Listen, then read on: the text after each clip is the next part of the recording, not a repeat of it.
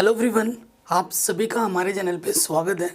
आपको पता ही होगा मैं पहले ही पूरी एनसीईआरटी पढ़ा चुका हूँ, लेकिन इस वीडियो में एक ही वीडियो में मैं पूरा चैप्टर जो है वो आपको सिखा दूंगा। हर एक टॉपिक को पहले समझाऊंगा भी, और यहाँ पे जो क्वेश्चन हमने रखे हैं ना वो मोस्ट इंपॉर्टेंट क्वेश्चन है, जो कि बार बार बोर्ड एग्जाम में पूछे जाते हैं या फिर पूछे जाएंगे।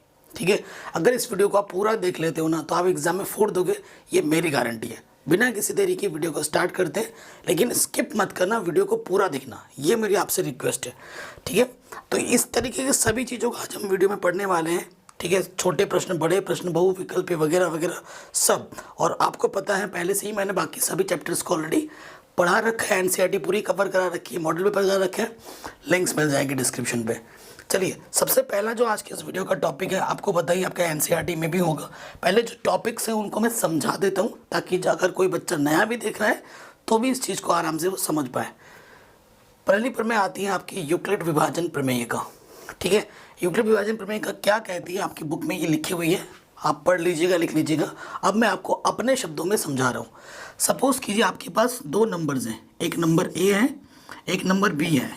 ठीक है, और जो नंबर है ए वो बड़ा है, तो हम ए को कैसे लिख सकते हैं? ए को लिख सकते हैं बी क्यू प्लस आर। इस आर का जो मान होता है वो हमेशा बी से छोटा होता है और जीरो या जीरो से बड़ा होता है। ठीक है, जीरो या जीरो से बड़ा होता है। आर क्या होता है बेटा? आर होता है शेषफल। आर क्या होता है? शेषफल। क्यू होता है भागफल। क्यू क्या होता है बेटा? भागफल होता है। ठीक है, जो ये मैंने लिखा है A equals to B Q plus R, दो संख्या होंगी, एक बड़ी होगी, आर का मान हमेशा, शेषफल का मान हमेशा बी, जिससे आप भाग दोगे उससे छोटा या जीरो से बड़ा होगा।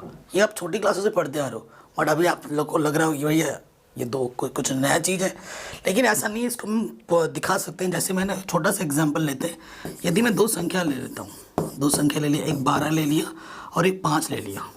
ठीक है, सो आप खुद देखो, जब 5 से आप भाग दोगे 12 में, 5 दूनी 10, 2 बार गया, घटाओगे तो कितना बचेगा बच्चा? 2 बचेगा। तो मैं कैसे लिख सकता हूँ इसको? देखो, इधर बड़ी वाली संख्या आ जाएगी, जिससे आपने भाग दिया था वो यहाँ आएगा। कितनी बार भाग गया? 2, और शेषफल कितना बचा? 2। तो जिससे आप भाग दोगे शेषफल का मान हमेशा उससे छोटा आएगा, या फिर 0 आएगा, या 0 से बड़ा होगा, और जिससे आप भाग दे रहे हो उससे हमेशा छोटा होगा। ठीक है, 5 से भाग दे रहे हैं, 5 से छोटा मिला। अगर आप इस तरफ को हल करोगे, 5 दूनी 10 प्लस 2, तो फिर से आपको कितना मिल जाएगा? 12 मिल जाएगा। ठीक है, ये आपका क्या है बेटा? शेषफल है, ये आपका भागफल है। ये आपका क्यू की जगह पर है, ये आपका आर की जगह पर है। तो इसे ही बोलते हैं यूक्लिड विभाजन प्रमेय का। आगे समझ में? अब इस प्रमेय का के आधार पर हम एचसीएफ भी निकालना सीखेंगे, और एग्जाम में हर बार वो क्वेश्चन आता है। ठीक है, अभी आप हम करेंगे। ये टॉपिक समझ गए? अगला जो टॉपिक है वो टॉपिक क्या कहती है बच्चों? वो टॉपिक कहती है नाम है अंकगणित की आधारभूत प्रमेय। तो अंकगणित की आधारभूत प्रमेय जो कहती है वो लिखा हुआ है, मैं आपको अपने शब्दों में समझा रहा हूँ कि दुनिया में कोई भी नंबर है, ठीक है, अभाज्य संख्या को छोड़कर, दुनिया में कोई भी कंपोजिट नंबर है। कंपोजिट नंबर समझ सकते हैं किसे कहते हैं? थोड़ी बहुत अंग्रेजी भी सीखा करो बच्चों। कंपोजिट नंबर किसे कहते हैं? वो नंबर जो किसी से विभाजित हो जाए। ठीक है, जैसे 4 2 से विभाजित हो जाती है, 4 से विभाजित हो जाती है, 6 2 से विभाजित होती है, 3 से विभाजित होती है। तो ऐसे संख्याओं को हम कंपोजिट नंबर कहते हैं। ठीक है, भाज्य संख्या बोलते हैं। तो दुनिया में कोई भी भाज्य संख्या हो उसे हम अभाज्य संख्या के गुणनखंड के रूप में लिख सकते हैं। अभाज्य संख्या जो स्वयं से ही विभाजित होती है और एक से विभाजित होती है। जैसे उदाहरण लीजिए, मैंने लिख दिया 6, अभी उदाहरण बोला था। ठीक है, काटो इसको, 2 3 6, 3 1 कम 3। तो मैं 6 को क्या लिख सकता हूँ? 2 गुणा 3 लिख सकता हूँ ना। तो दुनिया की कोई भी अभाज्य संख्या, देखो ये क्या 6 बेटा? एक सॉरी यार, अभाज्य बोल रहा हूँ, भाज्य संख्या। दुनिया की कोई भी भाज्य संख्या, उसे हम अभाज्य संख्या के गुणनफल के रूप में लिख सकते हैं। अभाज्य संख्या के गुणनफल के रूप में लिख सकते हैं। तो इसे ही बोला जाता है अंकगणित की आधारभूत प्रमेय। समझ गए? दुनिया की कोई भी भाज्य संख्या को हम अभाज्य संख्या के गुणनफल के रूप में लिख सकते हैं। 2 क्या है? एक अभाज्य संख्या। 3 क्या है? एक अभाज्य संख्या है। 2 सिर्फ 2 के पहाड़े में आता है, 3 सिर्फ 3 के पहाड़े में आता है। ऐसी संख्या जो सिर्फ खुद के पहाड़े में ही होगी, किसी और के पहाड़े में नहीं होगी, उसे हम बोलते हैं अभाज्य संख्या। सिंपल एंड स्वीट तरीका। ओके बच्चों, आगे बढ़ते हैं। उसके बाद हमें निकालने के लिए बोलेगा, HCF निकालने के लिए बोलेगा, LCM निकालने के लिए बोलेगा। और ये HCF और LCM कोई नई चीज़ नहीं है, आप छोटी कक्षाओं से पढ़ते आ रहे हो, कक्षा 3-4 से बच्चे पढ़ने लग जाते हैं। ठीक है, तो ये चीज़ तो आपको पहले से पता ही होगी। महत्तम समावर्तियों को हम HCF बोलते हैं, ठीक है, और लघुत्तम समावर्तियों को हम LCM बोलते हैं। और ये चीज़ हम आपको निकालना भी सिखाएंगे। और HCF और LCM में एक संबंध है, दो संख्याओं के लिए वो संबंध है। वो संबंध क्या है बच्चों, कि दो संख्याओं का गुणनफल किसके बराबर होता है, लॉ शपा गुणे मौ शपा के बराबर होता है ना। ये चीज़ पर भी प्रश्न आएगा, वो भी हम करेंगे। उसके बाद आता है बेटा अपरिमेय संख्या। जो संख्या होती है वो दुनिया में दो प्रकार की संख्या है, ठीक है, एक वास्तविक संख्या और एक काल्पनिक संख्या। काल्पनिक संख्या कक्षा 11 में पढ़ोगे आप। वास्तविक संख्या दो प्रकार की होती है, परिमेय संख्या और एक अपरिमेय संख्या। परिमेय संख्या क्या है, प्रत्येक संख्या जिसे हम P/Q के रूप में लिख सकते हैं। प्रत्येक संख्या जिसे हम P/Q के रूप में लिख सकते हैं, जहाँ Q का मान आपका 0 नहीं होगा। जो P और Q होंगे वो क्या होंगे बच्चों, पूर्णांक होंगे। क्या होंगे बच्चों, पूर्णांक होंगे। ठीक है, पूर्णांक आप जानते ही होंगे, पूर्णांक समझते हैं ना, जैसे कि 0, 1, 2, 3 ऐसा चलता रहेगा, -1, -2 इधर ये चलता रहेगा, तो इसे हम पूर्णांक बोलते हैं। और मेन चीज़, अगर HCF निकालोगे आप P और Q का, तो उसे होना पड़ेगा 1। उसे क्या होना पड़ेगा, 1 होना पड़ेगा। तो देखो, प्रत्येक संख्या जिसे हम P/Q के रूप में लिख सकते हैं, जहाँ ऊपर वाले को हम अंश बोलते हैं, है ना, नीचे वाले को हम क्या बोलते हैं बच्चों, हर बोलते हैं। तो जहाँ डिनोमिनेटर हर का मान 0 नहीं होना चाहिए, P और Q आपके क्या होने चाहिए, पूर्णांक होने चाहिए। और P और Q का अगर HCF निकालोगे तो 1 आना चाहिए। ऐसे सभी संख्याओं को हम परिमेय संख्या बोलेंगे। अगर कोई संख्या इनमें से किसी भी एक चीज़ को मना करती है तो वो परिमेय संख्या नहीं होगी। ठीक है, और जैसे मैं अगर लिख दूँ, और एक चीज़, 0 एक परिमेय संख्या है। 0 को लिख सकता हूँ 0/1। ठीक है, तो ये भी पूर्णांक है, ये भी पूर्णांक है, बट्टे में 0 नहीं है, इनका HCF भी 1 आ जाएगा। लेकिन 1/0 एक परिमेय संख्या नहीं है, ये अपरिभाषित है। ये क्या है बेटा, अपरिभाषित। ये चीज़ मैंने क्यों लिखी, ये चीज़ बताना मुझे क्यों ज़रूरी है। देखो, एक नोट करके कॉपी में लिख लो कि परिमेय संख्या का व्युत्क्रम भी परिमेय संख्या होता है। परिमेय संख्या का व्युत्क्रम भी परिमेय संख्या होता है, सिर्फ शून्य को छोड़कर। देखो, शून्य कोई भी परिमेय संख्या ले लो, देखो जैसे 2/3 एक परिमेय संख्या है, 3/2 भी एक परिमेय संख्या है। ठीक है, लेकिन 0/1 परिमेय संख्या है, परंतु 1/0 परिमेय संख्या नहीं है। समझ पा रहे हो बात। तो ये चीज़ है कि शून्य का व्युत्क्रम कभी परिमेय संख्या नहीं होता है। और एक नोट, और एक चीज़ है बच्चों, ठीक, परिमेय संख्या। तो देखो बच्चों, कोई अभाज्य संख्या अगर होगी हमारे पास, अगर कोई अभाज्य संख्या है, ठीक है, अगर हमारे पास कोई अभाज्य संख्या और उसका हम वर्गमूल लिखते हैं, तो वो क्या होती है बच्चों, अपरिमेय संख्या होती है। ये नोट कर लेना कॉपी में, अभी हम इसका प्रूफ करना भी आपको सिखाएंगे। ठीक है, जैसे कि √2, √3 ऐसी संख्या हमारी क्या है बेटा, अपरिमेय संख्या है। ठीक, ये चीज़ आप जानते हो। और एक चीज़ ये है बेटा, पाई एक अपरिमेय संख्या है, ध्यान रखना। लेकिन 22/7 अगर लिखा आता है तो ये परिमेय संख्या है। कई बच्चे कंफ्यूज हो जाते हैं। अगर परिमेय संख्या ना एक निश्चित परिभाषा को व्यक्त करती है, निश्चितता को व्यक्त करती है, जबकि पाई एक संबंध व्यक्त करता है और वो निश्चित नहीं है। लोग सोचते हैं पाई का मान 22/7 होता है, नहीं, 22/7 हर बार नहीं होता है, वो लगभग आया हुआ है, लगभग में है, निश्चित नहीं है।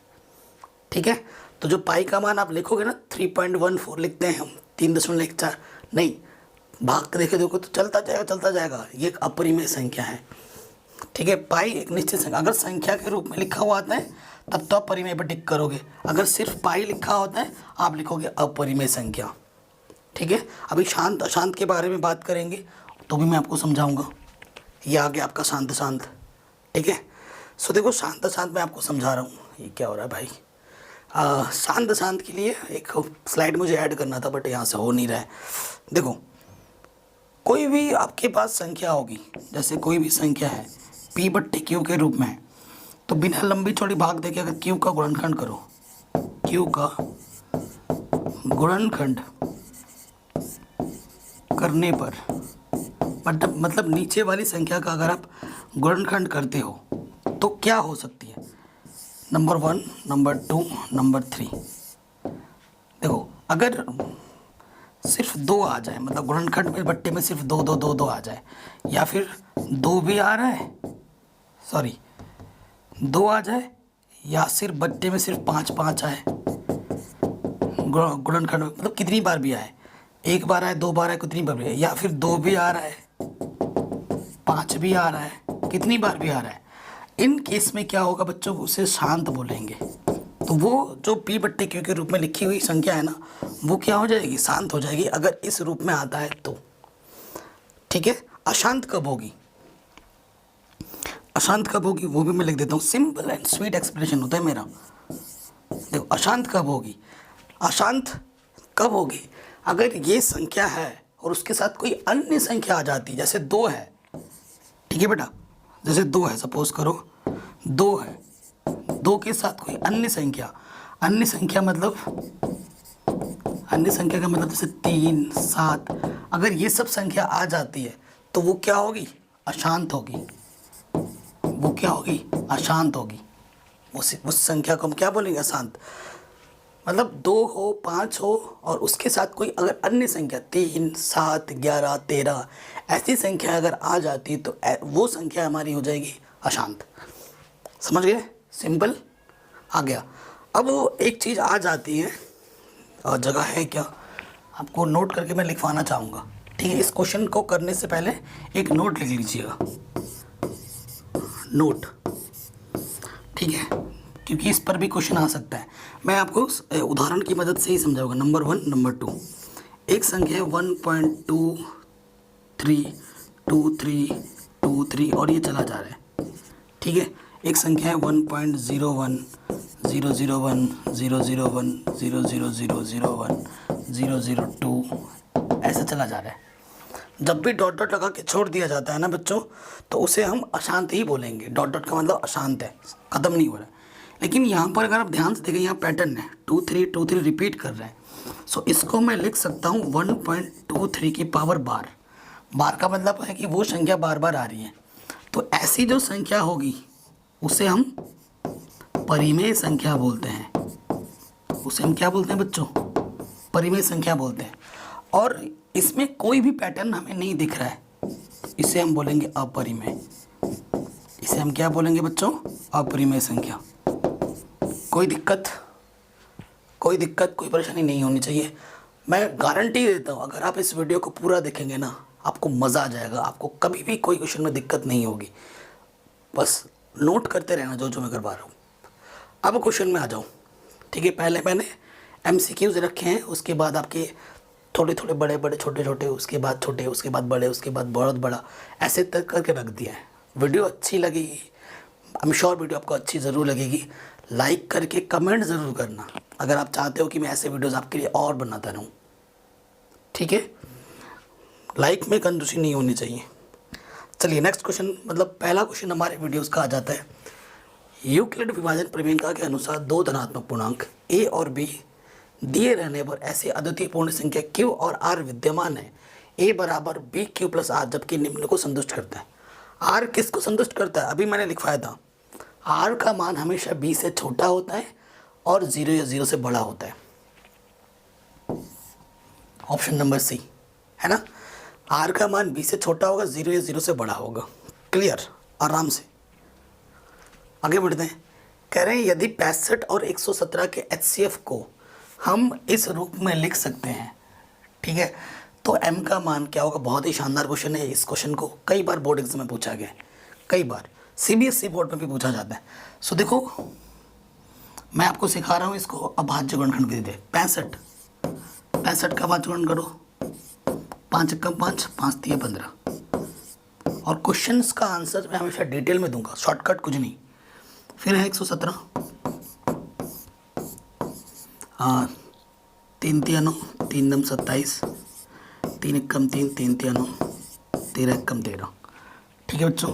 सो देखो 65 को मैं लिख सकता हूँ 5 गुणा 13 और 117 को लिख सकता हूँ मैं 3 2 बार है 13 एकम 13।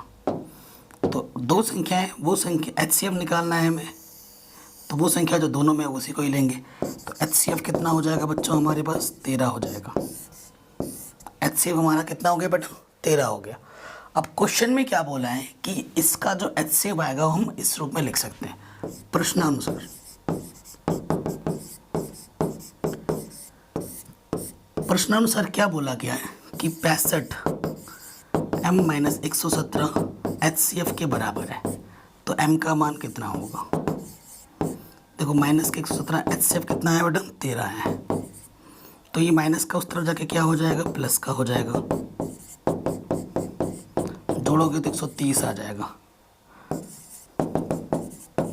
ये 65 गुणे में इधर के बट्टे में आ जाएगा, 65 दूनी 130। तो m का मान कितना आ जाएगा बच्चों 2 आ जाएगा। m का मान कितना आ गया 2। कोई दिक्कत, किसी भी क्वेश्चन में थोड़ा सा भी डाउट या दिक्कत हो तो आप एक बार वीडियो को दोबारा ज़रूर देख लें। ओके बच्चों आगे बढ़ते हैं। नेक्स्ट क्वेश्चन में कह रहे किसी धनात्मक पूर्णांक p के लिए प्रत्येक धनात्मक विषम पूर्णांक का रूप क्या होता है।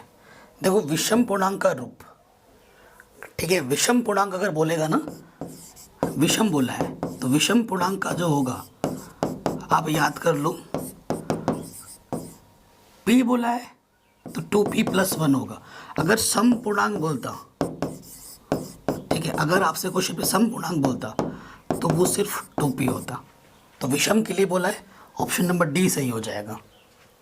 अगर आप इसी क्वेश्चन में सम बोलता तो 2p पे क्लिक करते, 2p हमारा सही होता। आगे बढ़ते हैं, नेक्स्ट क्वेश्चन पे आ जाते हैं। क्वेश्चन क्या है कि p और q दो धनात्मक पूर्णांक इस प्रकार हैं कि p बराबर हमारे पास है ab² और q बराबर हमारे पास है a³ b।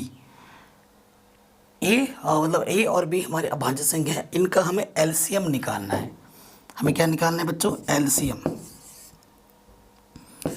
तो देखो a दोनों में है a, तो जब एलसीएम निकालते हैं ना तो दोनों की घात अधिकतम वाली लिया जाता है। a की अधिकतम घात कितनी है 3, इसमें भी b है, इसमें भी b की अधिकतम घात कितनी है 2 है। सो आंसर कितना होगा a की घात 3 b²। ऑप्शन नंबर सी हो जाएगा। अगर इसी क्वेश्चन में आपसे एचसीएफ बोलता कि भैया एचसीएफ निकालो, तो दोनों है तो दोनों की न्यूनतम घात लेते, ए की न्यूनतम घात 1 और बी की न्यूनतम घात b, तो आंसर आता ए बी। अगर हमसे एचसीएफ बोलता, एचसीएफ में न्यूनतम घात ली जाती है और एलसीएम में अधिकतम घात ली जाती है, ये ध्यान रखिएगा। ठीक, आगे बढ़ते हैं। ये ए है ये बी है, इनका हमें एचसीएफ निकालना है। ओके बच्चों,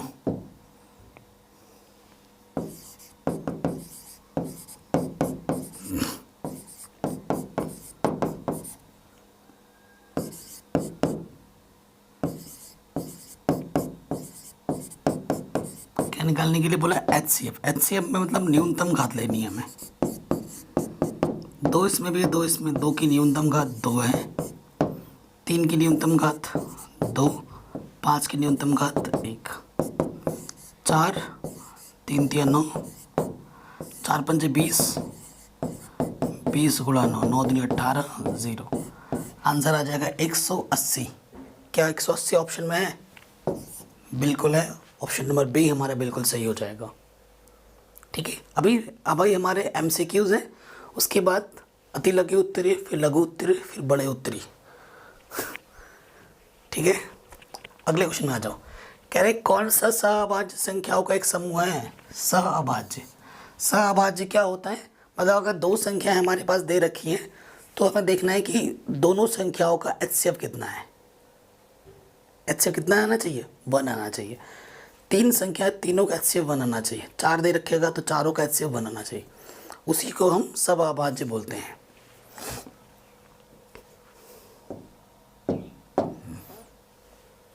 देखो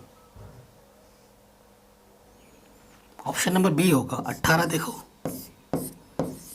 क्योंकि ये 7 से कट जाएगा, ये भी 7 से कट जाएगा, तो HCF तो 7 आ गया, HCF 1 आना चाहिए। 2 9 18, 3 3 9, 3 1 3। तो 18 को लिख सकता हूँ मैं 2 गुणा 3 की घात 2, 25, 5 बचे 25, 5 1 5। तो इसको लिख सकता हूँ 5 की घात 2। तो इसमें ऐसी कोई संख्या है जो दोनों में हो? नहीं है। तो जब ऐसी कोई भी संख्या जो दोनों में ना हो तो उसका HCF हमेशा 1 होता है। तो इसका HCF 1 आ गया 18 और 25 का, तो आंसर बी नंबर सही हो जाएगा कि जो आंसर होगा वो 18 और 25 ही होगा।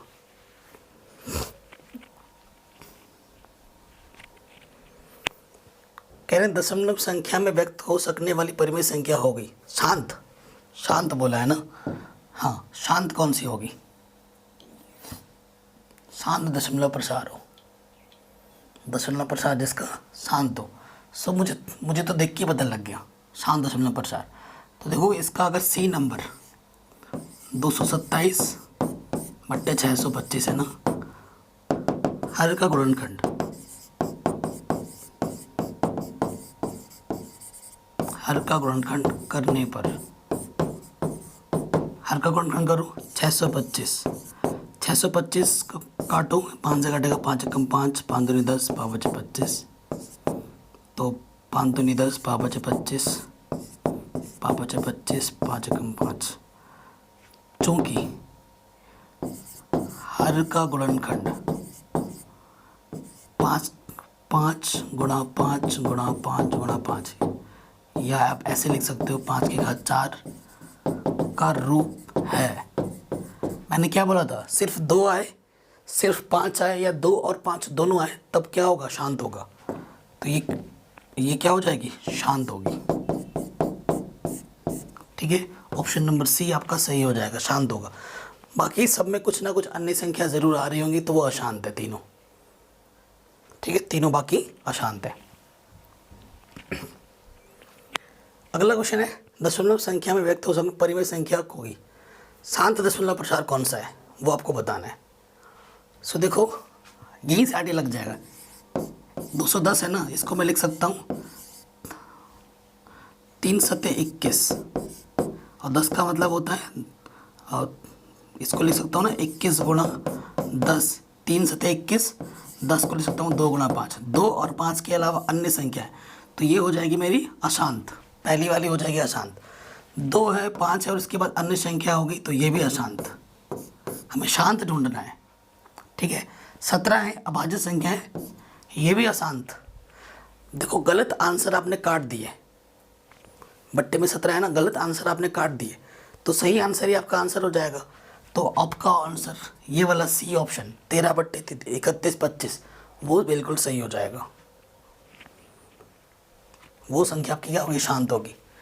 अगला क्वेश्चन आपके पास कह रहे शून्यतर परिमेय संख्या और एक अपरिमेय संख्या का गुणनफल होता है।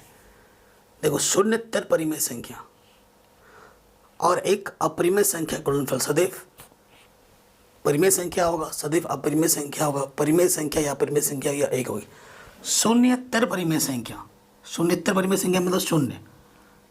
ठीक है, और एक क्या बेटा, आई थिंक थोड़ा सा मुझे लग रहा है शून्यतर परिमेय संख्या, शून्यतर परिमेय मतलब शून्य।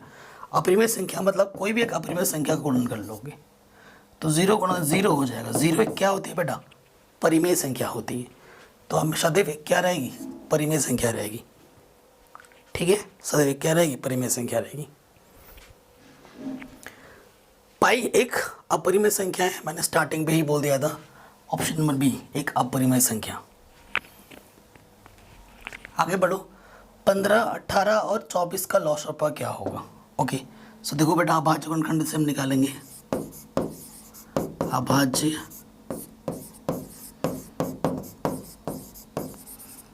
गुणनखंड द्वारा। ठीक है, जिस विधि से बोला जाए हम उसी विधि का ही पालन करेंगे। तो यहाँ 15 लिख लेंगे, यहाँ 18 लिख लेंगे और यहाँ 24 लिख लेंगे। 15, 3 5 15, 5 एकम 5, 2 9 18, 3 3 9, 3 एकम 3, दो एकम दो दूनी, दो छंग 12, दो तिया 6, तीन एकम 3। ठीक है, सो देखो बेटा 15 को लिख सकता हूँ मैं 3 गुणा 5, 18 को लिख सकता हूँ मैं 3 2 12, 2 1 12, और 24 को लिख सकता हूँ मैं 3 1 12 और 2 3 12। ठीक है, हमें क्या निकालना है? लॉस एलसीएम, हमें निकालना है एलसीएम। तो देखो पहले, सबसे पहले देखना ऐसी संख्या जो तीनों में है। ठीक है, 3, तो 3 की अधिकतम घात लेनी है। एलसीएम निकालने के लिए लिखी जाती है अधिकतम घात। तो 3 की अधिकतम घात कितनी है? 2। फिर यहाँ पर 2 है, यहाँ पर 2 की अधिकतम घात लोगे 3, और क्या बच गया? 5 बच गया। 5 डाल दो यहाँ पर। 9 8 8 45, 4 9 36 0, 360। ऑप्शन नंबर डी बिल्कुल सही हो जाएगा। कितना आ जाएगा? 360। ठीक है, किसी भी क्वेश्चन में थोड़ा सा भी डाउट, दिक्कत हो तो आप एक बार वीडियो को दोबारा ज़रूर देखें। अब हम स्टार्ट करते हैं हमारा अति लघु उत्तरीय प्रश्न उत्तर। ठीक है, अभी तक हमने जितने भी किए थे वो थे बहुविकल्पी। अब हम स्टार्ट करेंगे अति लघु उत्तरीय, फिर लघु उत्तरीय, फिर विस्तृत उत्तरीय, मतलब नंबर के हिसाब से हम आगे बढ़ रहे हैं। तो अब हम अति लघु उत्तरीय स्टार्ट कर रहे हैं। पहला क्वेश्चन आपके स्क्रीन पर है। ठीक है, कह रहे हैं एक संख्या को 73 से भाग देने पर तो भागफल 34 आता है तथा शेषफल 23 आता है, तो संख्या ज्ञात कीजिए। ठीक है, बहुत ही आसान क्वेश्चन है। सबसे पहले देखो बेटा, हमें लिखना है दिया है। अगर मैं आपको बता दूं, जो नियम हमें यहाँ पर लगाना है वो लगाना है A=BQ + R, ये लगाना है। तो उस हिसाब से हमें क्या क्या दे रखा है? ठीक है, तो वो संख्या क्या है हमें निकालना है। एक संख्या को जब 73 से भाग दिया जाता है, किससे भाग दिया जाता है? 73 से, यानी कि B के स्थान पर हमें दे रखा है 73। तो भागफल यानी कि Q हमें मिलता है 34। ठीक है, शेषफल कितना आता है? R हमें मिलता है 23। ठीक है, R हमें कितना मिलता है? 23 मिलता है। अब हमें वो संख्या निकालनी है, यानी कि हमें A निकालना है। अब आप खुद बताइए कितना क्वेश्चन आसान हो गया है ना। अब यहाँ पर रख दो। तो एक B हमारे पास कितना है बच्चों? 73, Q हमारे पास कितना है? 34, और R हमारे पास कितना है बेटा? 23 है। अब आपको गुणा करना है 73 गुणा 34। भैया मुझे तो 34 का पढ़ा नहीं आता। 7 या 12, हासिल लगा 1, 7 को 28 और 1 29, 3 तिया 9, 7 तिया 21। ठीक है, 1 मिनट, 7 तिया 12। ठीक है, सही हो गया। अब हमें जोड़ना है 2 और 9 9 18, हासिल लगा 1, ये 4, ये 2, तो ये आ गया 2482। कैलकुलेशन बच्चों एक बार देख लेना। जोड़ देंगे 3 और 2 5, 8 और 2 10, हासिल लगा 1, 4 और 1 5, तो वो आंसर होगा 2505। तो वो संख्या कौन सी है? 2505 है। इतना आसान था। ठीक है, बाहर झमाझम बारिश हो रही है और मैं आपके लिए वीडियोस बना रहा हूँ बच्चों। ठीक है, नेक्स्ट क्वेश्चन क्या है? कह रहे दिखाइए कि 4n। देखो भैया 4n बोले, 6n बोले, 10n बोले, कोई भी संख्या हो, लॉजिक सेम है। पूछ रहा है कभी भी शून्य पर समाप्त नहीं होती। ठीक हो, तो नोट करके लिख लेना, या ऐसे लिख लेना, यहाँ पर लिख लेना वी नो दैट, हम जानते हैं।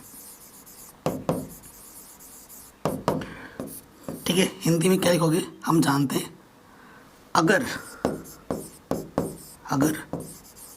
कोई संख्या शून्य पर समाप्त तब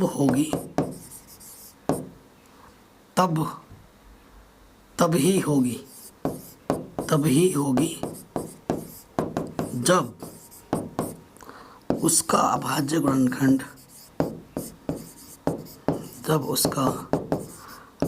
गुणनखंड 2 की घात m गुणा 5 की घात n का रूप हो।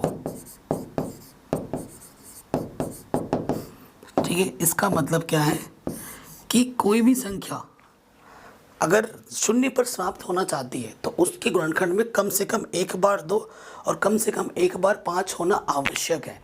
अगर एक भी बार नहीं हो, सिर्फ 2 है 5 नहीं है, या फिर 5 है 2 नहीं है, तो वो 0 पर समाप्त नहीं हो। 2 और 5 का होना कम से कम एक बार ज़रूरी है। एक से ज़्यादा बार भी होगा चलेगा। अब देखते हैं, अब क्या लिखोगे यहाँ पर। अब प्रश्न में क्या दे रखा है, 4 दे रखा है, गुणनखंड करो। 2 दूनी 4, 2 एकम 2, ठीक है। क्या लिखोगे, चूंकि 4 का गुणनखंड, इसमें 5 नहीं है, आप देखो 5 नहीं है, 4 का गुणनखंड 2 की पावर m गुणा 5 की पावर n का रूप नहीं है। कि 2 तो है लेकिन 5 नहीं है, रूप नहीं है। अर्थात यह कभी भी शून्य पर समाप्त नहीं होगी। ये कभी भी शून्य पर समाप्त नहीं होगी। यही आपको प्रूफ करना था, यही आपको सिद्ध करना था। तो एग्जाम में आएगा, बिल्कुल इसी तरीके से लिखिएगा, एकदम आसान भाषा में। आगे होगा सबको समझ में। किसी को भी बच्चों थोड़ा सा भी डाउट या दिक्कत हो तो वीडियो को एक बार दोबारा ज़रूर देखना है। कोई डाउट या कोई दिक्कत फिर नहीं रहेगी। आगे बढ़ते हैं। कह रहे हैं 140 के अभाज्य गुणनफलों की संख्या कितनी होगी। अभाज्य गुणनखंडों की संख्या कितनी होगी, देख लेते हैं कितनी होगी। 140 काटो, 2 सत्ते 14, 0, 2 3 6, 2 पंजे 10, किससे कटेगा, 5 सत्ते 35, 7 एकम 7, ठीक है। तो इसमें अभाज्य गुणनखंड कितने हैं वो आपको बताना है। अभाज्य गुणनखंड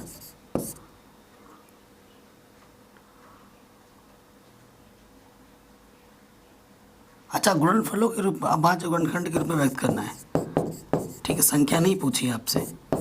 तो देखो 140 का जब हमने किया तो हमें क्या मिला, 2 कितनी बार है, 2 बार, फिर 5 एक बार और 7 एक बार। ये हमारा आंसर आ जाएगा। ये इसका अभाज्य गुणनखंड होगा। 1 नंबर में आंसर आ सकता है क्वेश्चन ये वाला, कोई दिक्कत नहीं है। आगे बढ़ते हैं। कह रहे हैं 2 संख्याओं का HCF 23 और LCM 49 है। यदि इनमें से एक संख्या 161 है तो दूसरी क्या होगी, ठीक है, दिया है।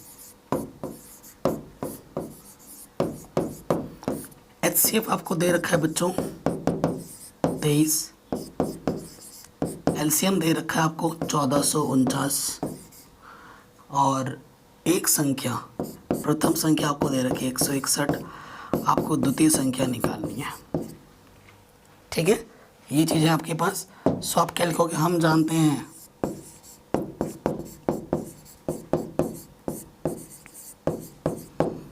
क्या जानते हो आप, फटाफट लिख दो। प्रथम संख्या गुणे द्वितीय संख्या, हिंदी में भी लिख सकते हैं, प्रथम संख्या गुणा द्वितीय संख्या, HCF गुणा LCM, ये जानते हो। अब मान रख दो, प्रथम संख्या 161, द्वितीय संख्या को x मान लो, ठीक है। HCF दे रखा है बेटा 23, LCM दे रखा है 1449। 161 गुणे में तरह के बट्टे में चला जाएगा, तो x का मान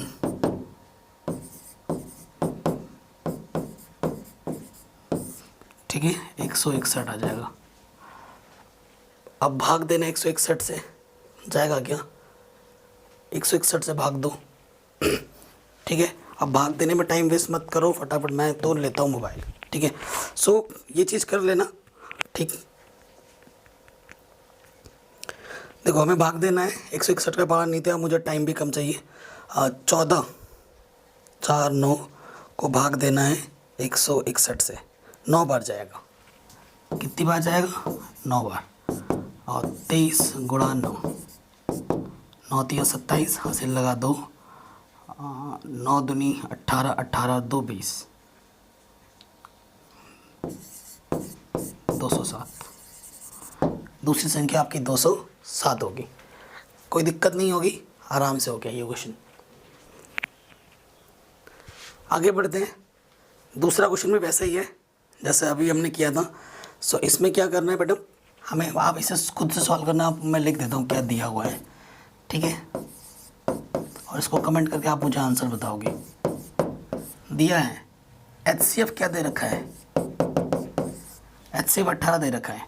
प्रथम संख्या आपको दे रखी है 252, द्वितीय संख्या आपको दे रखी है 594 और आपको LCM निकालना है, ठीक है। सो जो आपको पता है प्रथम संख्या गुणे द्वितीय संख्या बराबर होता है HCF गुणा LCM, यही होता है। सो प्रथम संख्या आपके पास है 252, द्वितीय संख्या आपके पास 594, HCF आपके पास 18 है और आपको LCM निकालना है। ये गुणे में इधर आके बट्टे में आ जाएगा। अब मुझे इसको हल करके आप बताओ कि आपका आंसर कितना आया, ठीक है। आंसर कितना है कमेंट में लिख के बताओ, कमेंट में मुझे इसका आंसर लिख के बताओ। आपने इसको सरल किया ना, सरल करने के बाद आपका आंसर कितना आ रहा है कमेंट करके बताओ, ठीक है। हाँ, इसको सरल करना है। सरल कब करना आपको बच्चों को आता होगा। क्लास 4th का बच्चा भी उठा के लाऊंगा ना, वो भी कर देगा। सरल का मतलब ऊपर नीचे किस संख्या से विभाजित हो रही है, विभाजित करो। सरल करके सरलतम रूप जो आ रहा है वो लिख दो, आ सकता है क्वेश्चन 1 नंबर में। कह रहे हैं बिना वास्तविक विभाजन किए दर्शाइए कि परिमेय संख्या अशांत आवृत्ति है। अशांत आवृत्ति कब होगी, मतलब भाग नहीं करना है हमें। कैसे करना है देखो बेटा, हर का गुणनखंड करने पर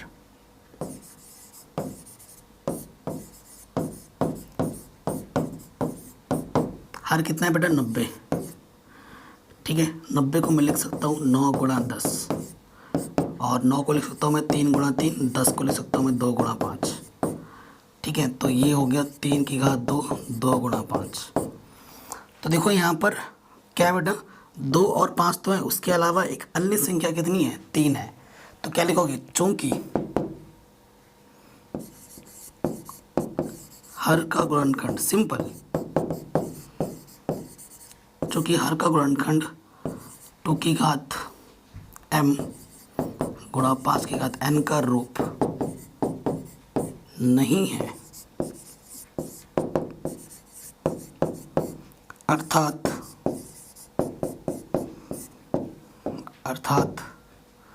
17/90 एक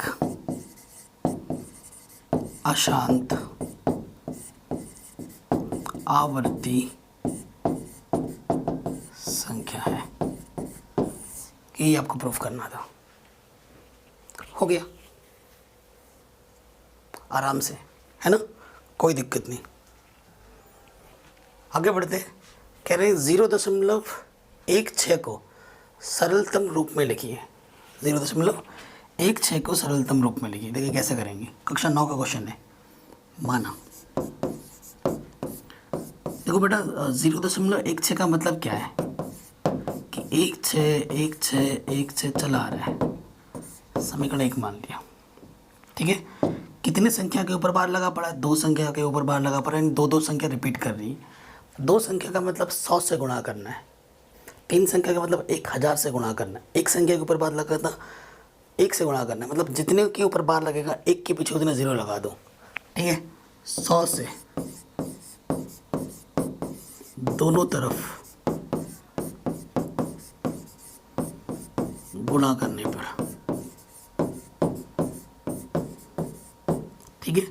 तो देखो बेटा यहाँ क्या हो जाएगा 100x, और जब इधर गुणा करेंगे दशमलव गुणा करने पर दशमलव उधर खिसकता है, तो ये हो जाएगा 16.1616। समीकरण नंबर 2, ठीक है। अब हमें क्या करना है, समीकरण 2 में से समीकरण 1 को घटा देना है।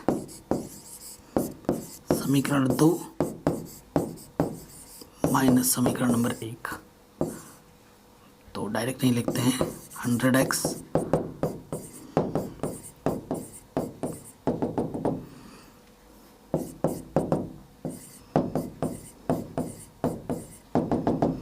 ठीक है, घटा रहे हैं हम, ध्यान से देखिएगा बच्चों।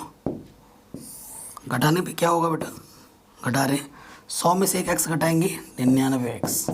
अब आप देखो इस तरफ जो है इस तरफ वो है तो घट के तो इस तरफ आ जाएगा 0 पॉइंट, 16 में से 0 घटाएंगे 16 आएगा, 99 इधर गुणे में है, इस तरफ आके क्या हो जाएगा बट्टे में, 16/99।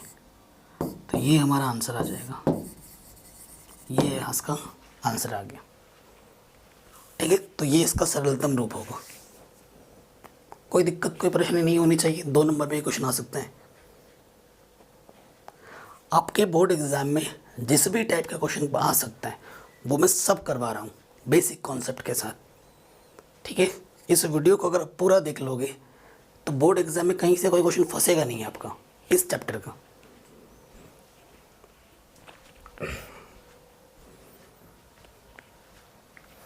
अगला क्वेश्चन है यूक्लिड विभाजन। मैंने बोला था इस टॉपिक से क्वेश्चन आपके बोर्ड एग्जाम में पक्का आएगा, हर बार आता है, मोस्ट इंपॉर्टेंट, सबसे ज़्यादा इंपॉर्टेंट।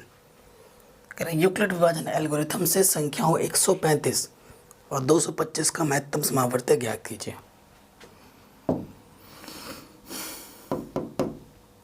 बड़ी वाली कौन सी संख्या है? ठीक है, अब आपको क्या लिखना है?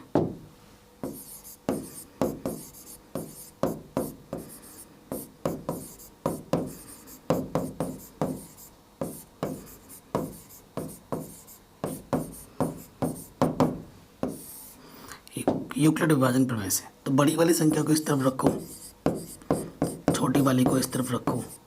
ठीक है, अब आपको क्या करना है ना, कई बच्चे ये जो भाग करते हैं वो पीछे छुप छुप के करते हैं, ये छुप छुप के कर रहे हैं, ऐसा नहीं करना है। आपको उसी के सामने ही भाग करना है। ऐसे ये कॉपी है ना, इसी के सामने यहाँ भाग करना शुरू कर दो। चोरी थोड़ी ना कर रहे हो आप यार, आप चोरी कर रहे हो क्या? नहीं, 135 दिन 270 ज़्यादा हो जाएगा तो एक ही बार भाग जाएगा। 135 एक कम 135 0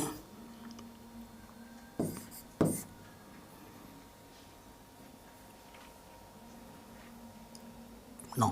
ठीक है, तो देखो बेटा कितनी बार भागफल भाग गया, एक बार, और शेषफल कितना बचा 90। आपको तब तक हल करना होता है जब तक कि शेषफल 0 ना आ जाए। शेषफल 0 नहीं है, आपको दूसरे स्टेप में आना पड़ेगा, इन दोनों संख्या को लेना पड़ेगा। ठीक, फिर भाग दो यहाँ पर, 135 में भाग देना है, 90 एक कम 90, घटाएंगे 45 आ गया। तो कितनी बार गया आपके बार? एक बार। शेषफल कितना बचा? 45। 0 नहीं आया, फिर हमें नेक्स्ट स्टेप में जाना पड़ेगा। तीसरे स्टेप, 90 यहाँ पर, 45 यहाँ पर, 45 से भाग देना है 90 में, 45 दूनी 90, शेषफल क्या गया? 0। कितनी बार गया? 2 बार। शेषफल कितना बचा? 0। तो वो अंतिम संख्या जिससे आपने भाग दिया था और आपको 0 मिला था वो आपकी एचसीएफ होगी। ठीक है, वो अंतिम संख्या जिससे आपने भाग दिया और जब आपको शेषफल 0 मिला तो वो संख्या आपकी एचसीएफ होती है। एचसीएफ क्या हो जाएगा? ठीक है, यहाँ पर लिख देना, चूंकि आर का मान आपको 0 मिल चुका है इसलिए एचसीएफ क्या होगा? 45 हो जाएगा आंसर। सो बहुत ही इम्पोर्टेंट क्वेश्चन है और बहुत एग्ज़ाम में इस टॉपिक पर क्वेश्चन ज़रूर आएगा। ठीक है, नंबर्स बदल सकते हैं क्वेश्चंस के, लेकिन जो जिस तरीके के क्वेश्चंस मैं करवा रहा हूँ वैसा ज़रूर आएगा एग्ज़ाम में, उसकी फुल गारंटी मेरी है। अगला क्वेश्चन है यूक्लिड विभाजन लेम्मा पर। लेम्मा पे क्वेश्चन बहुत आता है। कह रहे दर्शाइए कि प्रत्येक धनात्मक समपूर्णांक 2m के रूप का होता है तथा प्रत्येक धनात्मक विषम पूर्णांक 2m+1 के रूप का होता है जहाँ m कोई पूर्णांक है। ठीक है, सो देखिए बच्चों, करते हैं इसको। देखो, चूंकि क्या बोल रहा है? 2m+1। ठीक है, 2 है, आपको पता है यूक्लिड लेम्मा द्वारा, देखो यूक्लिड विभाजन एल्गोरिथम अलग चीज़ है। एल्गोरिथम मतलब एक तरीका किसी चीज़ को निकालने का, और a=bq+r जो है ना वो लेम्मा है। और जो तरीके जिस तरीके का उसका उपयोग करके कोई चीज़ हम निकाल रहे हैं उसे हम एल्गोरिथम बोलते हैं। ठीक है, तो यूक्लिड लेम्मा क्या होता है आपके पास, A equals to B Q plus R होता है। ठीक है, और आपको पता है आर का मान हमेशा बी से छोटा और 0 या 0 से बड़ा होता है। ठीक है, यहाँ प्रश्नानुसार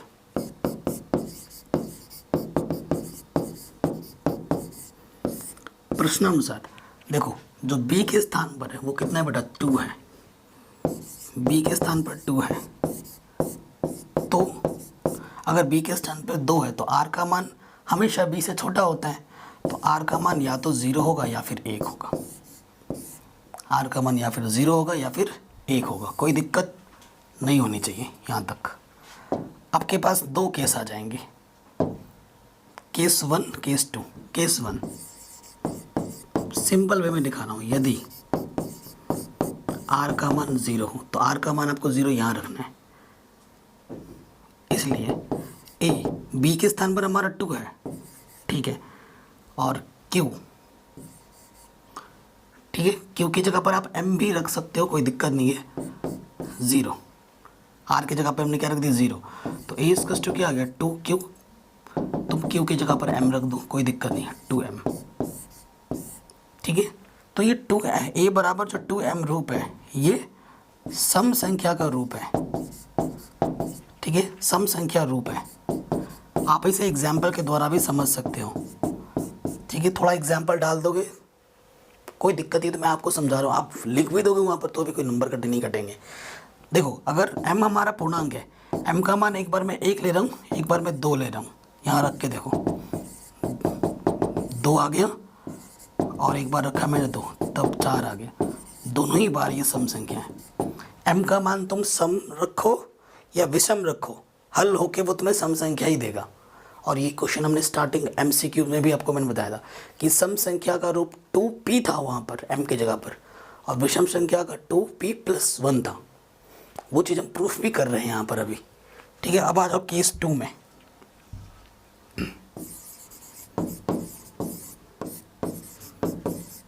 यदि r बराबर 1 तो a बराबर क्या हो जाएगा, 2q+1, जिसको मैं लिख सकता हूँ 2m+1। ये क्या होगा, विषम संख्या रूप, आंसर। ठीक है, अगर आप चाहें वही एग्जाम्पल ले लो, 2 में एक जोड़ दो 3 हो जाएगा, 4 में एक जोड़ दो 5 हो जाएगा। किसी भी सम संख्या में जब हम एक जोड़ देंगे तो विषम हो जाएगा। यही तो प्रूफ करना था, हो गया प्रूफ आराम से। ठीक, अगला क्वेश्चन है, कह रहे संख्या 6, 72 और 120 का भाज्य गुणनखंड विधि द्वारा आपको HCF और LCM दोनों निकालना है। ठीक है, तो यहाँ लिख देते हैं अभाज्य गुणनखंड द्वारा।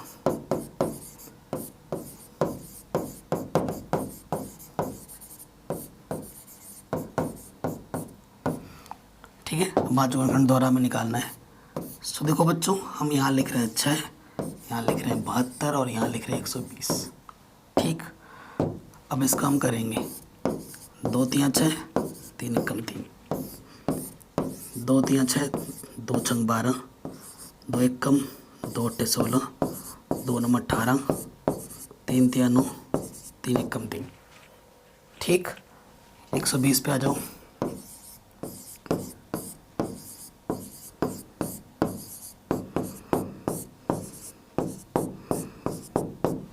ठीक, अब भाज्यखंड पे आ जाते हैं। 6 को लिख सकता हूँ मैं 2 गुणा 3, फिर 72 को लिख सकता हूँ मैं 2 कितनी बार है, 1 2 3, 3 कितनी बार है 2, और फिर कितना बेटा 120, 2 कितनी बार है 1 2 3, और 3 एक बार है और 5 एक बार है।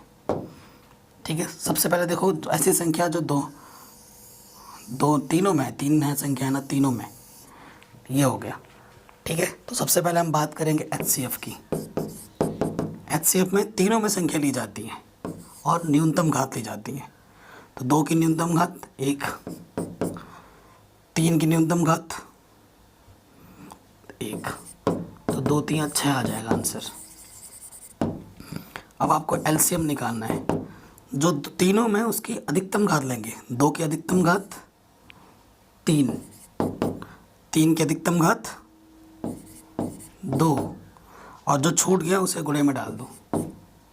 तो 8 9 8 45 गुणा 9, 9 चौको 36, 0 आंसर। ठीक है, तो ये हमारा HCF है, वो हमारा LCM है। आराम से हो गया, कोई दिक्कत नहीं होनी चाहिए। ठीक है बच्चों, कोई दिक्कत कोई परेशानी नहीं, आराम से हो गया। आगे बढ़ते हैं। कह रहे बिना वास्तविक विभाजन, वही मतलब आपको बताना है कि ये शांत है या अशांत है। शांत होगा, बहुत ही आसान क्वेश्चन है, शांत होगा। क्यों? चूंकि संख्या क्या है, 31/2 की घात 2 गुणे 5 की घात 3 में हर का गुणनखंड, देखो सिर्फ इसमें 2 है और 5 है। ठीक है, 2 की घात m गुणा 5 की घात n का रूप है। अतः दशमलव प्रसार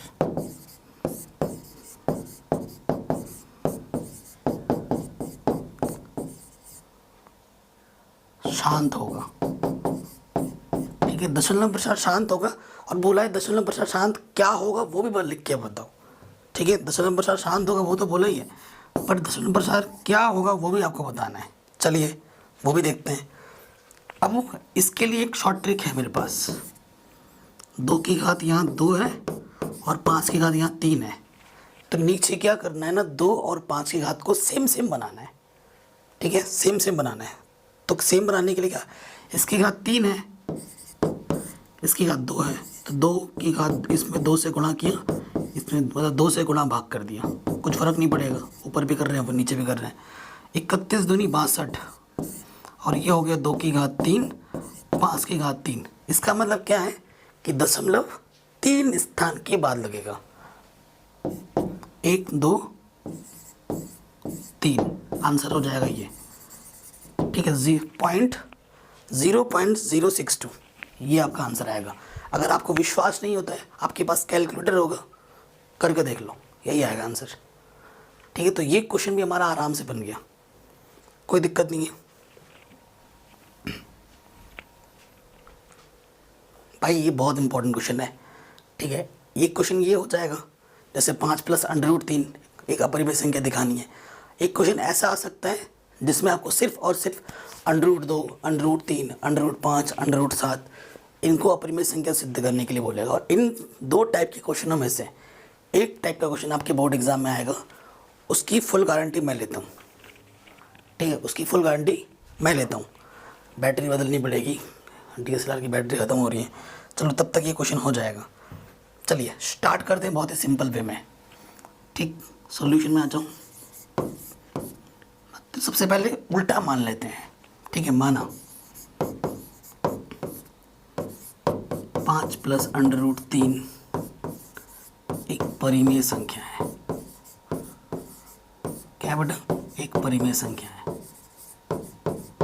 ठीक है, ये हमने एक परिमेय संख्या मान ली। और आपको पता है प्रत्येक परिमेय संख्या P/Q के रूप में होता है। ठीक है, जहाँ पर Q का मान कभी भी क्या नहीं होता, 0 नहीं होता। जानते हैं हम, ये चीज़ हम पहले से जानते हैं। इस क्वेश्चन को करने का लॉजिक क्या है बच्चों, कि अंडर वाले को एक तरफ रखना है, बाकी सबको दूसरी तरफ ले जाना है। ठीक है, ये चीज़ ध्यान रखना। तो √3 ये प्लस का 5 है, इधर आके माइनस का 5 हो जाएगा। ठीक है, और इसे हम एक समीकरण मान लेते हैं। अब आपको एक चीज़ समझाना चाहता हूँ और आपको शायद पता भी होगा। परिमेय संख्या में परिमेय संख्या जोड़ो, घटाओ या गुणा करो या भाग दो, हमेशा परिमेय रहती है। लेकिन जैसे ही परिमेय में हम एक अपरिमेय जोड़ दें, घटा दें या फिर गुणा करें या भाग करें, वो अपरिमेय हो जाती है। P/Q एक परिमेय संख्या है, 5 भी एक परिमेय संख्या है। परिमेय से परिमेय घटाएंगे, परिमेय आएगा। इस तरफ परिमेय है और इस तरफ हमारे क्या बच्चों, अपरिमेय। तो कभी अपरिमेय और परिमेय बराबर हो सकते हैं, कभी नहीं हो सकते। दो जानी दुश्मन नहीं है। ठीक है, तो हम क्या बोलेंगे, चूंकि P बट्टे Q -5 एक परिमेय संख्या है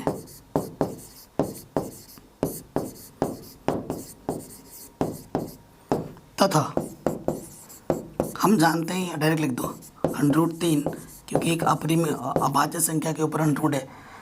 √3 एक अपरिमेय संख्या है। जिस तरीके से मैं लिख रहा हूँ उस तरीके से आपको एग्जाम में लिखना है। √3 एक अपरिमेय संख्या है, अर्थात ये जो चीज़ हमने लिखी है √3 और ये कभी भी बराबर नहीं हो सकती, तो इसको काट के दिखा देंगे। ठीक है, ये बराबर नहीं है, अर्थात हमारी अवधारणा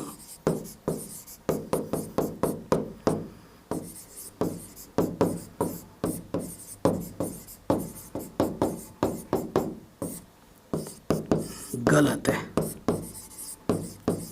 हमारी अवधारणा क्या है बच्चों? गलत है, जो भी हमने मान रखा था। अतः 5 + √3 एक अपरिमेय संख्या है।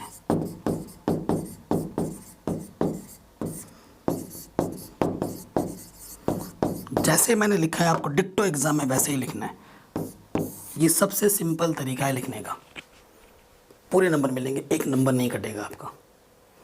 आशा करता हूँ ये आपको समझ में ज़रूर आया होगा, है कि नहीं। नेक्स्ट क्वेश्चन में आ जाते हैं। क्वेश्चन क्या बोल रहे हैं? बिना लंबी विभाजन प्रक्रिया किए दिखाइए कि परिमेय संख्या 17/8 शांत दशमलव है या अशांत आवृत्ति दशमलव। बिना वास्तविक विभाजन के इसका दशमलव प्रसार भी ज्ञात कीजिए। सो देखो, संख्या हमारे पास है 17/8। ठीक है, आप क्या करोगे? हर का गुणनखंड करोगे। हर का गुणनखंड करने पर जैसे हम हर का गुणनखंड करेंगे 8, आपको पता है 2 चौके 8, 2 दूनी 4, 2 1 कम 2, तो 8 को लिख सकता हूँ मैं 2 की घात 3। मैंने बताया था अगर हर का गुणनखंड करें, अगर सिर्फ 2 2 2 2 आता है तब वो शांत होता है। तो आपको क्या लिखना है? चूंकि गुणनखंड 2 की घात m रूप का है, इसलिए 17/8 का दशमलव प्रसार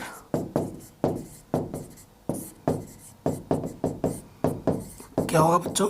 शांत होगा। एक चीज़ तो ये हमें बतानी थी कि शांत होगा, और फिर वो कितना होगा वो भी हमें बताना था। 17/8 का मतलब 2 की घात 3 था। अब 2 की घात 3 था तो मैंने कहा 2 और 5 चाहिए साथ में, तो 2 की घात 3 है तो 5 की घात 3 से ऊपर नीचे क्या कर दो? गुणा कर दो। 5 की घात 3 बोले तो 125 है ना, 125, और बट्टे में कुछ नहीं करना है। ठीक है, अब आपको गुणा करना है। क्या गुणा करना है? 125 में गुणा करना है 17 से। 7 पंजे 35, हासिल लगा 3, 7 दूनी 14 और 3 17, हासिल लगा 1, 7 कम 7 और 1 8। ठीक है, 7 एक बार चेक कर लो, 35। ठीक है, फिर 5, फिर 2, फिर 1 जोड़ दो, 7 और 5 12। सो ये आ गया 21 25। ठीक है, बट्टे में 2 की घात 3, 5 की घात 3, इसका मतलब दशमलव 3 स्थान के बाद लगेगा, क्योंकि 2 और 5 की घात 3 है तो 0.3 स्थान के बाद लगेगा, तो 2.125। ये आपका आंसर आ जाएगा। ठीक है, ये आपका आंसर आ जाएगा 2.125। बड़े आराम से हो गया। अगला क्वेश्चन है, बहुत ही शानदार क्वेश्चन है, ध्यान से पढ़ना। क्वेश्चन क्या बोल रहे हैं? एक किसी परेड में 616 सदस्यों वाली एक सेना की टुकड़ी को 32 सदस्यों वाले एक आर्मी बैंड के पीछे मार्च करना है। दोनों समूह को समान संख्या वाले स्तंभों में मार्च करना है। उन स्तंभों की अधिकतम संख्या क्या है जिसमें वह मार्च कर सकते हैं? देखो, अगर लिखा आएगा ना अधिकतम, नोट कर लो, अधिकतम का मतलब है आपको HCF निकालना है, और अगर यहाँ लिखा होता न्यूनतम तो आपको क्या निकालना होता? LCM। ठीक है, तो ये चीज़ नोट करके लिख लेना कॉपी में। अधिकतम का मतलब है HCF और न्यूनतम का मतलब है LCM, आपको निकालना है उस क्वेश्चन में। ये कीवर्ड्स हैं, की पॉइंट्स हैं, ये कॉपी में लिख लेना। अब आपको पता चल गया है कि प्रश्नानुसार हमें क्या निकालना है।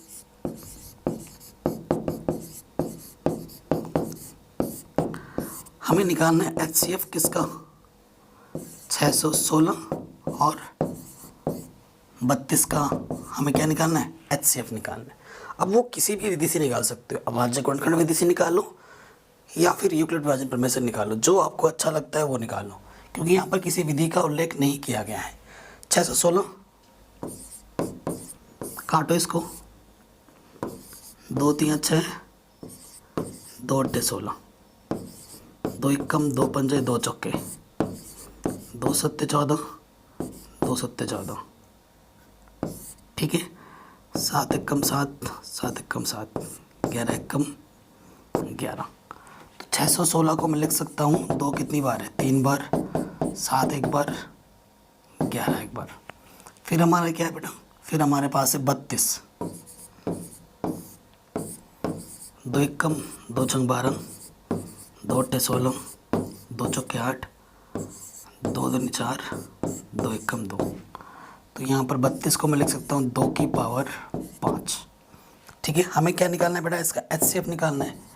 तो HCF जो दोनों में हो उसकी न्यूनतम, यानी कि कितना आ जाएगा आंसर, 8 आ जाएगा। तो इस क्वेश्चन का आंसर कितना होगा, 8 टुकड़ों में वो बांध चल सकता है अधिकतम, ठीक है, कोई दिक्कत नहीं है, आराम से हो गया।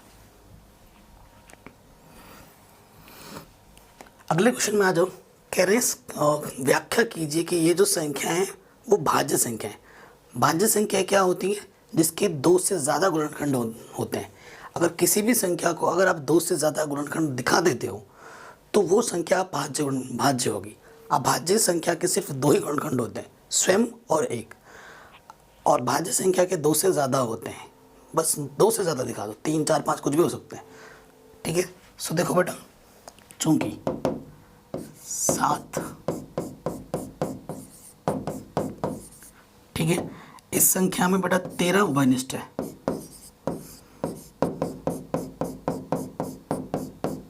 ठीक है, एक आ जाएगा, 13 बाहर आ गया। अब इसको 11 7 70, 70 1 78, ठीक है। किसी भी संख्या को मैं एक गुणा में लिख सकता हूँ, तो किसी भी संख्या में एक गुणा में लिख सकता हूँ। यहाँ कितने गुणनखंड हो गए, 1 2 3, चूंकि यहाँ 2 से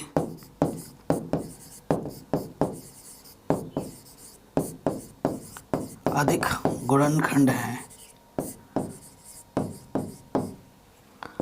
अर्थात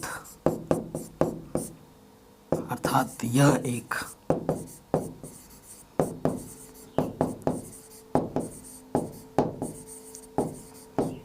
भाज्य संख्या है, ठीक है। ये क्या हो जाएगी, भाज्य संख्या। इसी तरीके से आपको लिखना है। इस वाले में जब करोगे तो यहाँ से आपको 5 उभयनिष्ठ आ जाएगा, तो सेम टू सेम ये वाला भी आपको ऐसे ही करना है, हो जाएगा। ये वाला भी ऐसे करना है, ये भी हो जाएगा। अब आते हैं नेक्स्ट इंपॉर्टेंट क्वेश्चन, सबसे ज़्यादा। कह रहे सिद्ध कीजिए कि √2 एक अपरिमेय संख्या है। जो तरीका मैं बता रहा हूँ 2 के लिए, वो 5 7 हर एक अभाज्य संख्या के लिए होगा।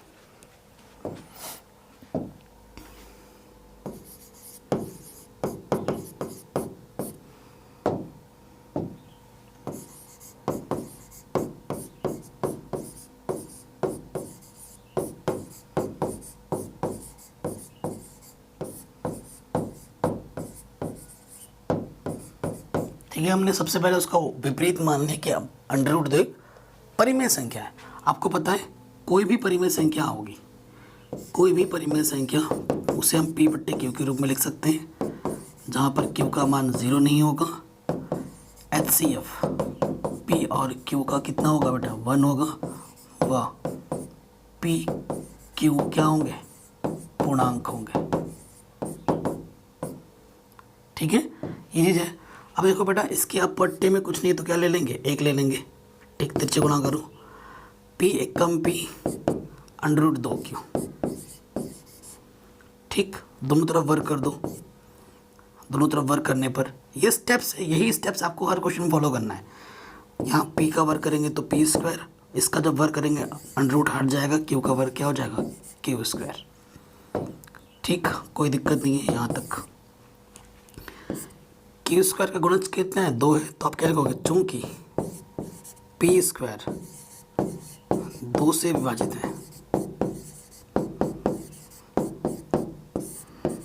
है ना। अब देखो अगर कोई संख्या 4 2 से विभाजित है तो 4 का वर्गमूल 2, वो भी तो 2 से विभाजित होगा। तो अगर पी स्क्वायर 2 से विभाजित है तो उसका वर्गमूल, इसलिए पी भी 2 से विभाजित होगा। ठीक, पी भी हमारा किससे विभाजित होगा, 2 से विभाजित होगा। हमारा टारगेट क्या है, हमारा टारगेट क्या है, क्योंकि हमें परिमेय संख्या सिद्ध नहीं करना है, हमें अपरिमेय संख्या सिद्ध करना है। तो अपरिमेय तभी हो पाएगा जब यहाँ पर ये जो चीज़ें मैंने लिखी है इसमें से किसी भी एक चीज़ को अगर वो मना कर देता है तभी जाके वो अपरिमेय होगा। तो उसके लिए हम क्या करेंगे, हमारा टारगेट वही है। हम क्या करेंगे, माना नेक्स्ट स्टेप में हमें क्या करना है, माना P बराबर, यहाँ 2 लिखा है ना, तो 2R मान लो। कई बच्चे मुझसे पूछते सर ये क्यों किया आपने, ये एक प्रोसीजर है इस चीज़ को सिद्ध करने का, एल्गोरिथम है। ठीक है, एल्गोरिथम होता है, उसको इन चीज़ों को प्रूफ करने के लिए इस एल्गोरिथम को रखा गया है। अब फिर से वही काम करना है, दोनों तरफ वर्क कर दो। पी स्क्वायर 2 का वर्ग 4, आर का वर्ग आर स्क्वायर। पी स्क्वायर का मान यहाँ से रख दो, ठीक है, यहाँ से उठाकर पी स्क्वायर का मान यहाँ रख दो, तो ये हो जाएगा 2 क्यू स्क्वायर 4 आर स्क्वायर, 2 दूनी 4। ठीक है, सो यहाँ पे क्या आ गया बेटा, क्यू स्क्वायर बराबर 2 आर स्क्वायर आ गया। अब आप खुद देखो आर स्क्वायर का गुणज कितना है, 2 है, तो आप फिर से वही लाइन आ जाएगी, चूंकि कौन सा, चूंकि हाँ क्यू स्क्वायर 2 से विभाजित है।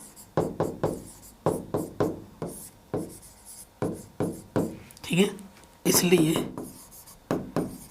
क्यू भी 2 से विभाजित होगा। ठीक है, आपने देखा, अभी आपने क्या देखा, P भी 2 से कट रहा है, Q भी 2 से कट रहा है, P और Q दोनों 2 से कट रहे हैं, तो इसका HCF कितना होगा, 2 होगा। तो वही लिखने हैं, चूंकि P व Q दोनों 2 से विभाजित है,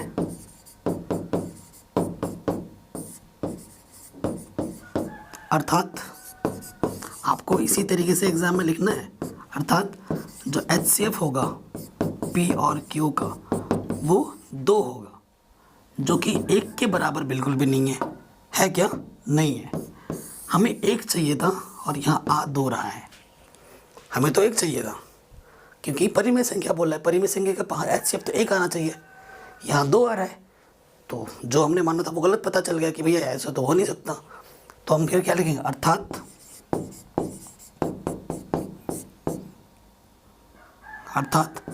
हमारी अवधारणा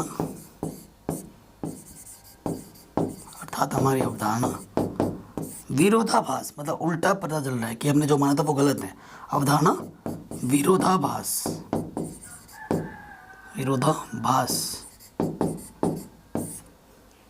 प्रतीत हो रही है।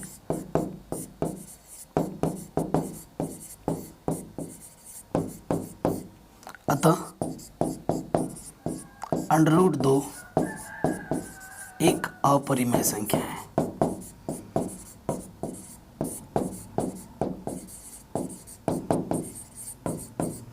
ठीक है, कहीं पे भी डाउट या दिक्कत हो तो वीडियो को एक बार दोबारा देखना। हैंड्स प्रूव्ड, ये आपको सिद्ध करना था, आराम से हो गया, कोई डाउट नहीं है, कोई दिक्कत नहीं है। √2 √3 4 बोल रहा हूँ, 5 7 11 13 कुछ भी आ जाए, कोई भी अभाज्य संख्या आ जाए, ऐसे ही होगा हर क्वेश्चन। और इसी सिंपल तरीके से आपको करना है, इसमें कोई स्टेप कोई कमी नहीं होगी, बस संख्या बदलेगी, लैंग्वेज वही रहेगा। ठीक है, ऐसा क्वेश्चन अभी जस्ट मैंने पहले करवाया। ये प्लस का 3 उधर जाके माइनस का 3 हो जाएगा, अभी थोड़ी देर पहले कराया था ना। तो ये होमवर्क हो गया।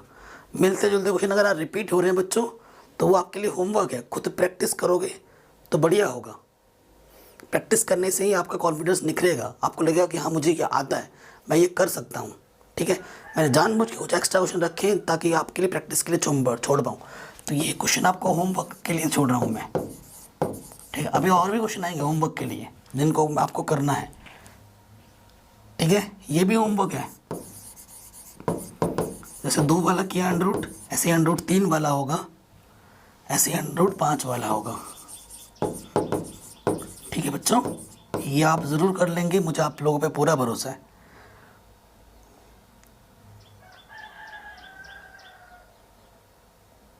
ठीक है, अगले क्वेश्चन पे आ जाते हैं। ये क्वेश्चन हो गया। कह रहे हैं यदि 241/4000 इसके रूप में हो तो m और n के मान ज्ञात कीजिए और इसका दशमलव प्रसार भी ज्ञात कीजिए। ठीक है, सो आप खुद देखिए। देखो इसका बट्टे वाला, देखो मैं आपको बताता हूँ, इसका बट्टे वाला ये इस रूप में है, इस रूप में है, मतलब ये वाली चीज़ आपस में बराबर रहेगी। तो मैं 4 को लिख सकता हूँ, देखो इसको लिख सकता हूँ मैं ऐसे, है ना। 4 को लिख सकता हूँ मैं 2 की घात 2, और कितने जीरो 3 जीरो है तो 2 की घात 3, 5 की घात 3, तो कुल मिला के ये क्या हो गया 2 की घात 2, 2 की घात 3, 2 की घात 5 और ये 5 की घात 3। तो ये चीज़ ये है। ठीक है, और ये किसके बराबर है 2 की घात m गुणा 5 की घात n। ठीक है, सो आप खुद देखिए, अर्थात m के स्थान पे कितना है 5 और n के स्थान पे कितना है 3। ये एक आंसर आ गया। आपसे m और n का मान पूछा था, फटाक से निकाल दिया हमने। अब इसका दशमलव प्रसार क्या होगा वो भी हमसे पूछ रहा है। ठीक है, वो भी हम निकाल देंगे। सो देखो 241 2 की पावर m के रूप में 2 की पावर 5 गुणे 5 की पावर कितना है बेटा, यहाँ 3 है। ठीक है, कोई दिक्कत नहीं है। अब 2 की घात 5 है तो 5 की घात भी 5 बनानी पड़ेगी। उसके लिए मुझे क्या करना होगा, 5 की घात 2 से गुणा और भाग करना पड़ेगा। 241 5 की घात 2 का मतलब 25 बट्टे में 2 की घात 5 गुणा 5 की घात 5, मतलब 0.5 स्थान के बाद लगेगा। गुणा करो, 25 चौके 200, हासिल लगा 200 का 0, हासिल लगा 20। अरे यार 25 चौके 200 कहाँ से होता है, 25 चौके 100, दिमाग खराब हो रहा है। 25 चौके 100, हासिल लगा 10। ठीक है, आई एम सॉरी गाइस, कभी कभी गलती से मिस्टेक हो जाती है। 25 दूनी 50, 50 और 2, 50 और 10 60 हो जाएगा। तो ये 600 आ गया। 600 बट्टे में कितना है 2 की घात 5 गुणा 5 की घात 5, यानी दशमलव कितने स्थान के बाद लगना है 5 स्थान के बाद। तो 1 2 3 4 5, सो आंसर आ जाएगा 0.006, क्योंकि इधर के 0 काउंट नहीं होते हैं। अब आप खुद देख सकते हैं, इससे इसको भाग दे के देखो, कैलकुलेटर में यही आंसर आ रहा होगा। ठीक है, मैंने डिटेल में समझा दिया आपको। शानदार क्वेश्चन था। ये भी होमवर्क है, इसे भी आप खुद करेंगे। ठीक है, और अगर आपसे नहीं हो पाता है तो ये क्वेश्चन मैंने कुछ दिन पहले ही करवाया था। ठीक है, वीडियो लिस्ट में जाके देख सकते हैं, ये भी होमवर्क है।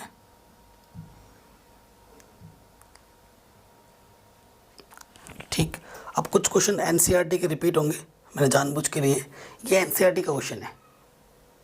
ठीक है, क्वेश्चन क्या बोल रहे हैं, किसी खेल के मैदान के चारों ओर, जो कि खेल का मैदान ऐसा है वृत्ताकार है। ठीक है, किसी खेल के मैदान के चारों ओर एक वृत्ताकार पथ है। इस मैदान का एक चक्कर लगाने में सोनिया को 18 मिनट लगते हैं। अगर सोनिया आती है ना, सोनिया, तो उसको लगते हैं 18 मिनट एक चक्कर लगाने में। ठीक, जबकि इसी मैदान के एक चक्कर लगाने में रवि, अगर रवि लगाता है चक्कर तो उसको बस 12 मिनट लगते हैं। मान लीजिए कि वे दोनों एक ही स्थान और एक ही समय पर चक्कर लगाना प्रारंभ करते हैं। एक ही दिशा में लगाते कितने समय बाद वो पुनः प्रारंभिक स्थान पर मिलेंगे। ठीक है, सो देखो बहुत ही शानदार क्वेश्चन है। मतलब रवि यहाँ पे आया और इसी जगह पर आपकी सोनिया भी आ गई, दोनों एक जगह से भागना शुरू करते हैं यहाँ पर स्टार्टिंग से पहले। मतलब रवि तो 12 मिनट में भाग लेता है, सोनिया को 18 मिनट लगते हैं। ऑब्वियसली पहली बार में तो वो दोनों एक जगह नहीं मिलेंगे, लेकिन चक्कर लगाते लगाते एक टाइम ऐसा आएगा जब दोनों आकर मिलेंगे। ठीक है, लेकिन हमसे क्या बोला है, न्यूनतम टाइम निकालना है, न्यूनतम। देखो वो दिन भर अगर दौड़ेंगे तो कई बार आपस में मिलेंगे, कई बार, लेकिन हमसे न्यूनतम समय पूछा गया है कि यहाँ पर क्या एक साथ कितने समय बाद वे पुनः प्रारंभिक स्थान पर मिलेंगे। अगर यहाँ से शुरू करता है मतलब न्यूनतम समय, मैंने क्या बोला था, जब बात आएगी न्यूनतम की तब हमें क्या निकालना पड़ेगा, एलसीएम। अधिकतम आएगा तो एचसीएफ। तो यहाँ न्यूनतम बोला नहीं है, बोला है क्या, नहीं बोला है। यहाँ से पता चल रहा है दिमाग से क्वेश्चन पढ़ने के बाद कि भैया ये तो भागता रहेगा पूरा दिन भर, लेकिन हम सबसे पहली बार सबसे न्यूनतम समय न्यूनतम बोले तो एलसीएम, यानी कि 18 और 12 का एलसीएम निकालना, वही आपका आंसर होगा। 18 को मैं देख सकता हूँ 2 9 18, मतलब 2 गुणा 3 की घात 2। 12 को लिख सकता हूँ मैं 7 या 12। ठीक है, ये आ गया। तो एलसीएम निकालना है, 2 इसमें भी है 2 इसमें भी है, तो 2 की अधिकतम घात लेनी है और 3 की अधिकतम घात लेनी है। तो 4 9 36 मिनट। तो 36 मिनट बाद जब वो दोनों एक ही जगह से भागना शुरू करेंगे ना, 36 मिनट बाद वो दोनों फिर से एक जगह पर आके फिर से मिलेंगे। ये इसका आंसर आ जाएगा। ठीक है बच्चों, ये क्वेश्चन पे हो गया आराम से। तो आंसर कितना होगा, 36 मिनट बाद वो दोनों फिर से उसी जगह पर आके मिलेंगे।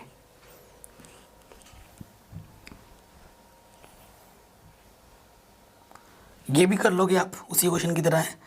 अंडर रूट को एक तरफ रखना है, दूसरे वाले को दूसरी तरफ ले जाना है। देखो मैं हिंट दे रहा हूँ, ये होगा क्या करना, इसको इधर ले आना और नेगेटिव वाला इधर आके पॉजिटिव हो जाएगा। ये परिमेय या अपरिमेय बराबर नहीं होगी। ये भी आपका होमवर्क में आ गया, हिंट मैंने दे दिया। बाकी क्या लिखना है लैंग्वेज में वो आपको पता ही है, पहले वाले क्वेश्चन की तरह। इन सब क्वेश्चन को कराऊंगा, मेरी वीडियो बहुत लंबी हो जाएगी 2 घंटे की। इसमें मेरा फ़ायदा है, 10-12 ऐड लगा दूंगा बीच में, है ना, लेकिन आपका नुकसान है, आपका टाइम बर्बाद होगा। इससे अच्छा क्या है कि इन सभी क्वेश्चन को मैं होमवर्क दे दूं, बच्चे की भी प्रैक्टिस हो जाएगी, बच्चे का समय भी बचेगा और बच्चे का कॉन्फिडेंस भी इंक्रीज़ होगा, है ना। ये मेरा विचार है, सोच है। तो इसे ज़रूर करना है आपको, जो भी मैं होमवर्क दे रहा हूँ ऑनेस्टी के साथ ज़रूर करना। आपको बिना भाग दिए बताना है कि कौन किसका दशमलव प्रसार शांत होगा, किसका अशांत होगा। ठीक है, और ये क्वेश्चन आपके एनसीईआरटी का है। ठीक है, सो देखिए पहला वाला अगर करें, बट्टे वाला लेते हैं 31 25। ठीक है, इसका अगर आप हर का गुणनखंड करोगे, और दूसरा वाला क्या है बेटा, बट्टे 343, तो क्या लिखोगे, हर का गुणनखंड करने पर। सो देखो करो हर का गुणनखंड, 5 छंग 30, 5 दूनी 50, 22 25। सो 625 को तो क्या होता है 25 गुणा 25, है ना। तो देखो 31 25 को अगर करेंगे तो ये 5 गुणा 5 गुणा 5 गुणा 5, यानी कि 5 की घात m रूप में आ गया। ठीक है, मैंने बोला था हर का गुणनखंड करने पर सिर्फ 2 आए या सिर्फ 5 आए तब क्या होता है बेटा, वो शांत होता है। तो पहला वाला आपका क्या हो जाएगा, दशमलव प्रसार इसका क्या होगा बच्चों, शांत होगा। इधर करो 300 कितना है 43, किससे घटेगा ये, 7 चौको 28, 7 से घटो, 7 चौके 28, 7 9 63, 7 7 49, 7 21। तो 343 का जब गुणनखंड करेंगे तो 7 की घात 3 आ गया। अन्य संख्या आ गई, 2 और 5 की छोड़कर अन्य संख्या आ गई। तो जब सिर्फ 2 और 5 भी आए और अन्य संख्या भी आए, अन्य संख्या आ रहा है 7, 2 और 5 को छोड़कर, तो ये क्या होगा बेटा, ये होगा अशांत। सेकंड वाला आपका क्या हो जाएगा, अशांत। ये सब एनसीईआरटी का क्वेश्चन है। एनसीईआरटी मैंने पूरी पढ़ा रखी है, अगर आपने नहीं देखा है डिस्क्रिप्शन पे लिंक मिल जाएगा।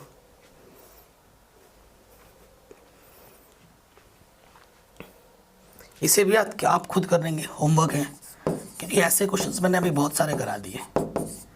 इसे भी करना, इसे भी करना होमवर्क। मैंने खुद बोला है कि मैं आपको बहुत सारे होमवर्क दूंगा, ठीक है। कौन सा किसका दशमलव प्रसार शांत होगा अशांत होगा वो आपको बताना है।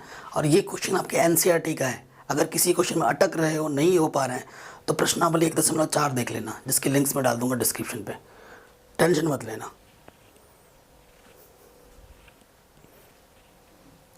ठीक है।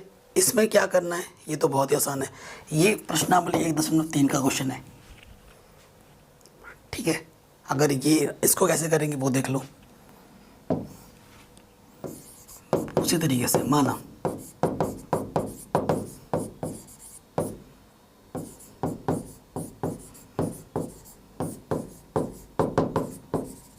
परिमेय संख्या है, तो जैसे ही परिमेय संख्या बोलोगे तो किसी भी परिमेय संख्या को हम p/q पे लिख सकते हैं, जहाँ पर q का मान आपका क्या नहीं है, 0 नहीं है।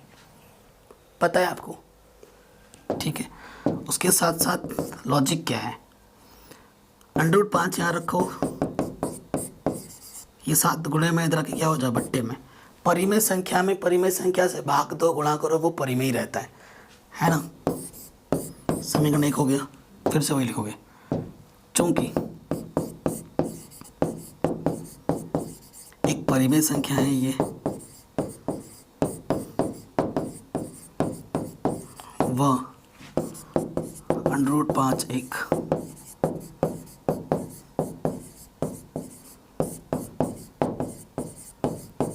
अपरिमेय संख्या है ना। अर्थात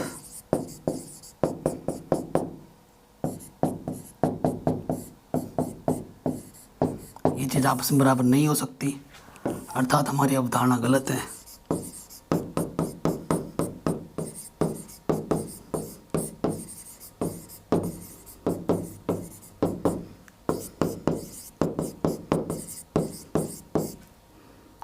इसलिए 7√5 एक अपरिमेय संख्या है।